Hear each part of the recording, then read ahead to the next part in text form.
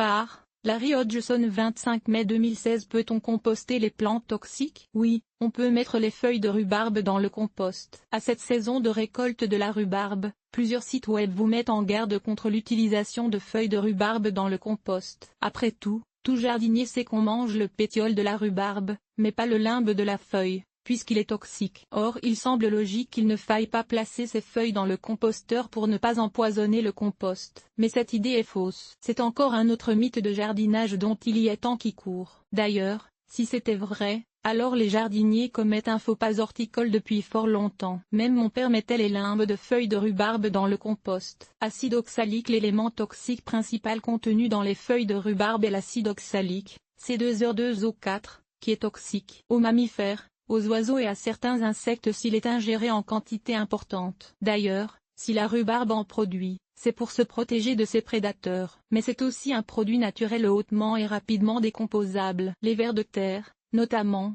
ont dans leur système digestif des bactéries spécifiquement chargées de sa décomposition. Si vous laissez des feuilles de rhubarbe au sol, elles se décomposent et disparaissent, d'ailleurs assez rapidement. Pourquoi elles ne seraient capables de le faire dans un composteur? D'ailleurs, nous consommons régulièrement de l'acide oxalique en quantité plus limitée sans que cela nous rende malades. C'est ce qui donne le goût acidulé aux épinards, par exemple. Et on trouve de l'acide oxalique dans le thé, le chocolat, les noix, les céréales, les fèves et beaucoup d'autres plantes. Le compost produit est sécuritaire, d'accord. Les feuilles se décomposeront dans le composteur. Mais le compost produit ne serait-il pas toxique? Ne pourrait-il pas empoisonner les plantes de nos jardins? Bien sûr que non.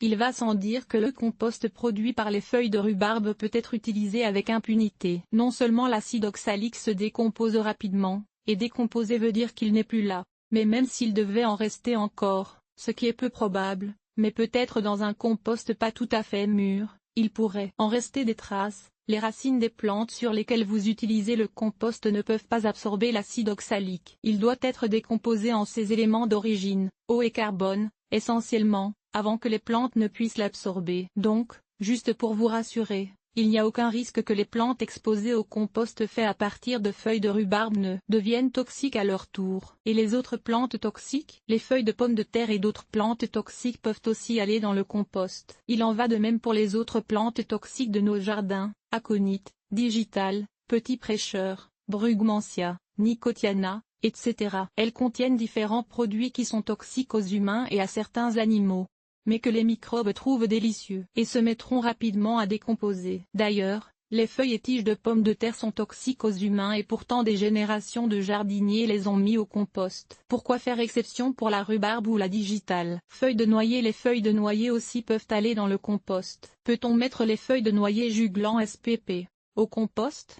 On sait que cet arbre produit de la juglone, un produit toxique aux autres végétaux, et qui fait en sorte que peu de plantes peuvent pousser au pied d'un noyer. Voici un article sur les plantes qui peuvent pousser au pied d'un noyer, mais n'empêche que vous pouvez les mettre au compost, de préférence finement hachées. Vous trouverez plus de renseignements dans le texte. Oui, on peut composter les feuilles de noyer. Les plantes toxiques au toucher. Voilà pour les plantes qui sont toxiques par ingestion. Mais que dire des plantes qui provoquent des réactions cutanées au simple toucher, comme l'ortie Urtica spp, la berce du Caucase Heracleum mantegasianum, le panais sauvage Pastinaca sativa, et l'herbe Apus toxicodendron radicans? Les feuilles d'ortie agissent comme activateurs de compost. L'ortie Urtica spp est bien irritante au toucher, mais aussi, étant très riche en azote, est un excellent produit à mettre dans le compost. On le considère même un activateur de compost. Mais ne mettez que les tiges et les feuilles dans le compost, pas les racines, car elles sont envahissantes et peuvent s'échapper à la décomposition. Et pas de graines non plus, car parfois elles aussi survivent au compostage. Bien sûr, il faut la manipuler avec le plus grand soin,